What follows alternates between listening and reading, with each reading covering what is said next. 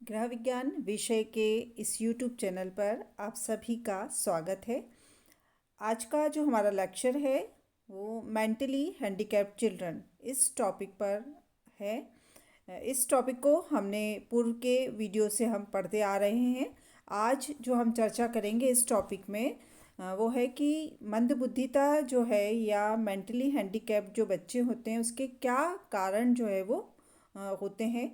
तो कुछ कारण जो है उनकी चर्चा हम आज इस लेक्चर में करेंगे। सबसे पहला जो कारण है वो है वंशानुक्रम या जिसे हम कहते हैं हेरिडिटी। ऐसा माना गया है कि माता पिता से जो है वो गुण बच्चे जो है वो पैतृक गुण प्राप्त करते हैं। जो पीढ़ी से दूसरी पीढ़ी जो है गुणों का हस्तांतरण होता है वंशानुक्रम के माध्यम से। तो बच्चों में यदि माता पिता में किसी कारण से मंदबुद्धिता है तो बच्चों में भी वो आने की संभावना जो है वो रहती है। अर्थात माता पिता का आईक्यू जो है वो कम है तो उसका जो प्रभाव है वो बच्चों पर भी पड़ने की पूरी संभावना जो है वो रहती है।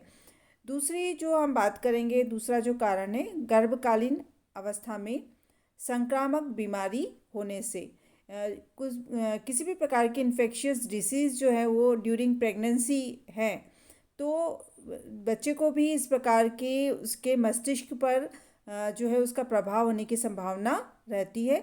जैसे कुछ बीमारियां हैं, एड्स है, क्षय रोग है, रूबेला, चेचक। यदि माता को गर्भकालीन अवस्था में इस तरह की बीमारी हो जाती है तो बच्चों पर इसका प्रभाव होने की आशंका जो है वो रहती है।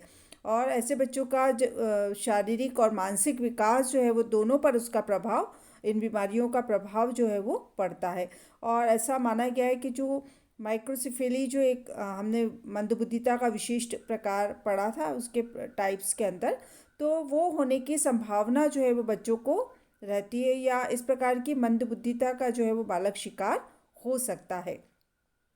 तीसरा जो एक कारण है वो है माता पिता की आयु, एज ऑफ पेरेंट्स।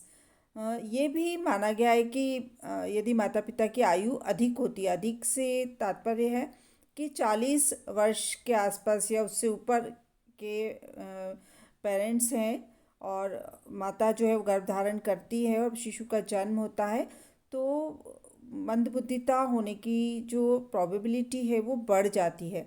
और इससे उत्पन्न शिशु में जो मंगोलिज्म, जो हमने एक विशिष्ट प्रकार पढ़ा था मंदबुद्धिता का, तो वो मंगोलिज्म होने की संभावना जो है वो प्रबल हो जाती है। इसके बाद अगला जो है अपरिपक्व जन्म, प्रीमेच्योर बर्थ। जब शिशु का जन्म जो है जन्म से समय से पूर्व जो है वो हो जाता है, या हम कहें अपरिपक्व अवस्था में जो है वो शिशु का जन्म जब हो जाता है तो उसकी एक तो जीवित रहने की संभावना भी जो है वो कम रहती है। और यदि शिशु जीवित भी रहता है तब भी शारीरिक एवं मानसिक विकास जो है वो अपूर्ण उसका रहता है। तो ऐसे बालकों में भी जो है वो मंदबुद्धिता कई बार जो है वो देखी जाती है। फिर है अगला जो गर्भकालीन अवस्था में नशीले पदार्थों का सेवन। जो माता है यदि गर्भकाल के दौरान जो है वो यदि तंबाकू है, अल्कोहल है, इस तरह के नशीले पदार्थों का यदि सेवन करती है तो हम सभी जानते हैं कि इनमें जो विषैले तत्व होते हैं इनमें। और ऐसी अवस्था में जो है बच्चे में कुछ ना कुछ जो है उसकी जो तंत्रिका हैं वो इससे प्रभावित होती है या उसका जो नाड़ी संस्थान जो है इस तरह के पदार्थों से प्रभावित होता है। और उसका प्रभाव जो है वो बच्चे के मानसिक विकास पर जो है वो हो सकता है। और हो सकता है बच्चे के जो है उसकी मानसिक रूप से जो है कोई मंदबुद्धिता या कोई अवरोध जो है उसके विकास में उत्पन्न हो जाए। इसके बाद है जन्म के समय आघात। जन्म के समय आघात से मतलब बर्थ इंजरीज जो होती हैं कि यदि बच्चे का जब जन्म हो रहा है उस समय उसमें मस्तिष्क में यदि किसी प्रकार की चोट लग जाती है या कोई आघात हो लग जाता है तो भी कई बार जो है वो मंदबुद्धिता होने की संभावना रहती है। डिलीवरी जो है वो कई बार फोर्सेप डिलीवरी होती है, उस दौरान जो है वो बच्चे का मस्तिष्क जो है वो बहुत कोमल होता है, सिर जो है, तो उसमें यदि किसी प्रकार से चोट आदि लग जाती है या आघात पहुंचता है तो वहाँ पर जो है उसमें उसकी मंदबुद्धि होने की संभावना हो जाती है। फिर इसके बाद नेक्स्ट है गर्भकालीन एक्सरे। गर्भावस्था के दौरान यदि बार बार एक्सरे जो है वो लिए जाते हैं तो ऐसा माना गया है कि एक्सरे से जो रेज निकलती हैं वो बच्चे के जो मस्तिष्क है उस पर आघात जो है वो पहुंचा सकती हैं और वो भी एक मंदबुद्धि होने का कारण जो है वो बन सकती हैं। इसी तरह से अंतःस्रावी ग्रंथियों में असंतुलन होने से हम शारीरिक विकास में भी हमने पढ़ा, सभी विकास में हम देख रहे हैं कि एंडोक्राइन ग्लैंड्स जो हैं और उनसे निकलने वाला जो हार्मोन है वो शरीर की विभिन्न क्रियाशीलता या कार्यशीलता को प्रभावित करता है। तो इससे निकलने वाले जो हार्मोन्स हैं उनके कारण भी यदि उनमें असंतुलन है, इम्बैलेंस है किसी भी कारण से, तो बच्चे में जो है वो किसी पर जैसे एक है थायराइड ग्लैंड है, उससे जो थायरोक्सिन हार्मोन निकलता है, यदि वो उसकी कमी हो जाती है थायरोक्सिन हार्मोन जो है, तो मंदबुद्धिता होने की संभावना जो है वो बढ़ जाती है। इसी तरह से पारिवारिक वातावरण जो है वो एक कारण बताया गया है कि बालकों के सर्वांगीण विकास में पारिवारिक जो वातावरण है उसका महत्वपूर्ण योगदान होता है। यदि पारिवारिक जो वातावरण है उसमें कलह है, कलेश है, तो माता पिता में आए दिन जो है वो लड़ाई झगड़े इस तरह से होते हैं, तो इसका बुरा एवं हानिकारक प्रभाव जो है वो बालकों के कोमल मस्तिष्क जो है उस पर पड़ता है और इस तरह के बच्चे जो है उनका बौद्धिक विकास जो है वो रुक सकता है। फिर ये पौष्टिक और संतुलित भोजन का अभाव। जब बच्चे का विकासात्मक काल होता है तो उसमें उसे भरपूर जो है वो पौष्टिक भोजन की आवश्यकता होती है। उसमें फल सब्जियां इस तरह के जो एक अच्छा भोजन जो है जो कि उसके शारीरिक और मानसिक दोनों विकास के लिए आवश्यक है, तो यदि वो उपलब्धता नहीं हो पाती है तो भी कई बार जो है मंदबुद्धिता होने की संभावना जो है वो रहती है। फिर है सांस्कृतिक वातावरण। बालकों में जो है मंदबुद्धिता सांस्कृतिक वातावरण पर भी निर्भर करती है। शहरी बालकों की तुलना में हम देखें कि ग्रामीण बालकों का जो बौद्धिक स्तर है वो थोड़ा सा जो अध्ययन हुए उसमें देखा गया है कि कम होता है। इसका जो एक कारण बताया गया है कि वहाँ पर वांछित सुविधाओं का अभाव जो है वो रहता है या ग्रामीण क्षेत्र के जो बालक हैं उनको उतनी जो जैसे अखबार हैं, पत्र पत्रिकाएं हैं आदि जो है वो नहीं मिल पाते हैं, जिसके कारण उनका मानसिक विकास जो है वो शहरी बच्चों की तुलना में जो है वो थोड़ा कम हो सकता है। फिर है शैक्षिक वातावरण। शैक्षिक वातावरण बालकों के मानसिक विकास को जो निखारने में एक शैक्षिक वातावरण का भी योगदान होता है। तो यदि अच्छा शैक्षिक वातावरण नहीं मिल पाता, जैसे अच्छे विद्यालय में बच्चा नहीं जा पा रहा है या वहाँ पर साधन संपन्न जो है वो अच्छा इस तरह का पाठ्यक्रम नहीं है, तो वो वातावरण भी बच्चे की बौद्धिक विकास को जो है वो प्रभावित कर सकता है। तो ये हमने देखा कि कौन कौन से कारण हैं जो बच्चों की मंदबुद्धिता के लिए जो है उत्तरदायी हो सकते हैं। इसके बाद हम चर्चा करेंगे अब कि ये जो बच्चे हैं इनके लिए शिक्षा की किस प्रकार से व्यवस्था होना चाहिए, क्योंकि ये बच्चों को हम सामान्य बच्चों के साथ यदि शिक्षा देते हैं तो हम उनके लिए जो है उतना उनको विकास का अवसर नहीं दे पाते हैं। तो उनके लिए अलग से शिक्षा की व्यवस्था हो तो वो उन पे हम जो है वो समुचित रूप से ध्यान जो है वो दे सकते हैं। तो उसमें कुछ बिंदु के आधार पर हम उनकी शिक्षा की चर्चा करेंगे। जैसे पहला है इसमें कि स्वयं की देखभाल का जो है वो इनको प्रशिक्षण दिया जाना चाहिए।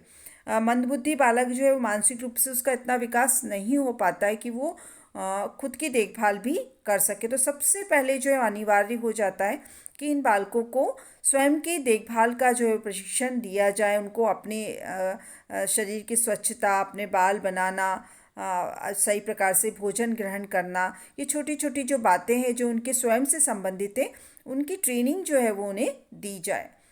फिर एक खेल का प्रशिक्षण। खेल जो होते हैं वो बालक के विकास में उनका बहुत ज़्यादा योगदान होता है। तो खेलों के माध्यम से बच्चे में बहुत सारे गुण जो है वो विकसित होते हैं, जैसे आपस में शेयरिंग करना है, एक दूसरे से जो है वार्तालाप जब बच्चे करते हैं तो बहुत सारे मानवीय गुण जो है उनमें विकसित होते हैं।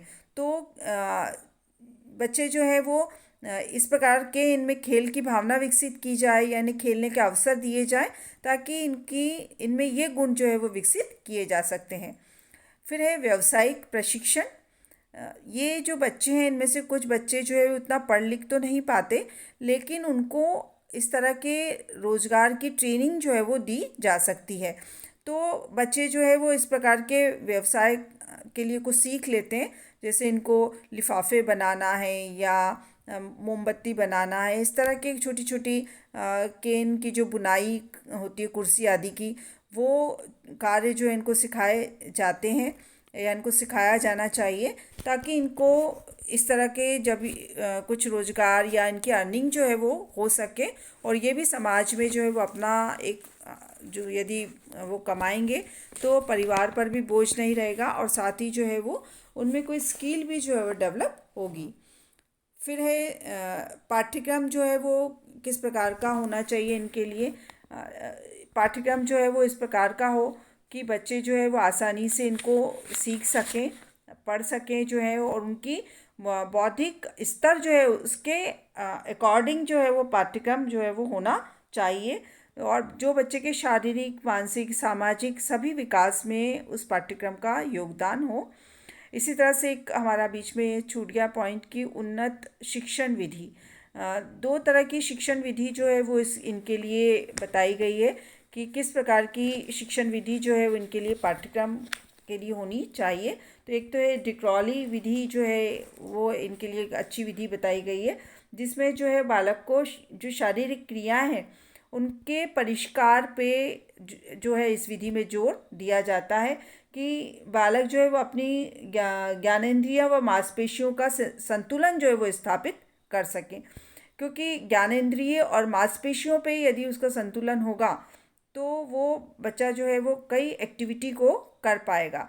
दूसरी जो विधि है मॉन्टेसरी विधि, ये हम उन्नत शिक्षण विधि के अंतर्गत देख रहे हैं कि पहले डिक्रॉली विधि जिसमें मांसपेशी और ज्ञानेंद्रियों के प्रशिक्षण पर जोर है। इसी तरह मॉन्टेसरी जो विधि है उसमें मुख्य जो बात है वो ज्ञानेंद्रियों के विकास पर जो अधिक बल दिया जाता है इस विधि में, क्योंकि ज्ञानेंद्रियों के माध्यम से जो है बच्चा बहुत सारी चीज़ों को सीख सकता है।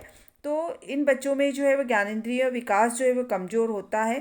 तो इन बच्चों की रुचि के अनुसार जो है कुछ बच्चे संगीत में अच्छे होते हैं, कोई चित्रकारी में अच्छे होते हैं, तो इनको इस प्रकार का जो एक्टिविटीज़ हैं वो सिखाई जा सकती हैं।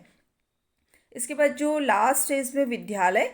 विद्यालय जो है वो बच्चों के लिए अलग ही होने चाहिए, क्योंकि ये बच्चे जो है सामान्य बच्चों के साथ जो है वो अपना समायोजन नहीं कर पाते, या सामान्य जो बच्चे हैं उनके साथ जो है वो इनका स्तर अलग होने से इनको अलग प्रकार के विद्यालयों में रखकर ही शिक्षा जो है वो दी जानी चाहिए, क्योंकि ये जो विद्यालय होते हैं वहाँ पर इन्हीं के टीचर्स होते हैं जो इनके मनोविज्ञान को अच्छे प्रकार से समझते हैं, और साथ ही इन विद्यालयों में इनके आईक्यू जो लेवल है उसके अकॉर्डिंग जो है वो कक्षाओं का निर्धारण किया जाता है।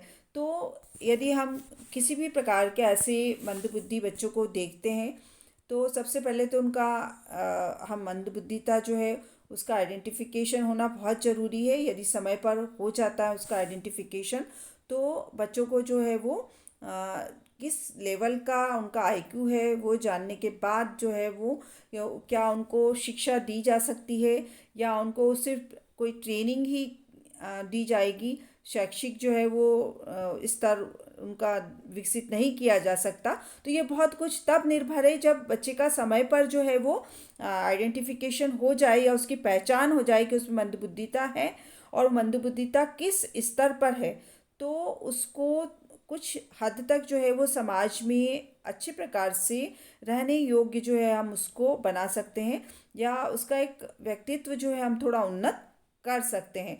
क्योंकि यदि हम इन बच्चों को सिर्फ इस आधार पर छोड़ दें कि ये आप कुछ भी नहीं कर सकते, या एक सिर्फ इसी तरह की इनका जीवन यापन इनको करना होगा, तो वो एक समाज या सामाजिक दृष्टि से हम कहें कि वो सही बात नहीं है। इन बालकों को भी विकास का और आगे बढ़ने का जो है वो अवसर प्राप्त होना चाहिए, और उसके लिए आवश्यक है कि इनकी जो है वो शिक्षा की व्यवस्था जो है वो की जाए, और इन विद्यालयों तक बालकों को पहुंचाया जाए, मंदबुद्धि बालकों के जो विद्यालय वहाँ तक, और फिर वहाँ पर जो है बच्चों के लिए इस तरह से आवासीय विद्यालय भी हो सकते हैं वो, या डे बोर्डिंग विद्यालय हो सकते हैं। वहाँ पर बच्चों की समुचित शिक्षा की व्यवस्था जो है वो की जाए, तो हम इनके लिए जो है वो काफ़ी एक सराहनीय कार्य जो है वो हो सकता है कि बच्चे जो है वो समाज में अच्छे प्रकार से जीवन यापन करने योग्य जो है वो बन सकते हैं। ये इस लेक्चर के साथ ही आज के जो हमने लेक्चर में एक तो कारण देखे मंदबुद्धिता के, और साथ ही कि इन बच्चों की शिक्षा किस प्रकार से दी जानी चाहिए, इस पर हमने चर्चा की। पुराने वीडियो भी हमने इस पर दो पहले हो चुके हैं, तो आज ये हमारा लास्ट था इस टॉपिक पर। नेक्स्ट वीडियो में हम अपना अगला लेक्चर शुरू करेंगे। आज के लिए इतना ही। धन्यवाद।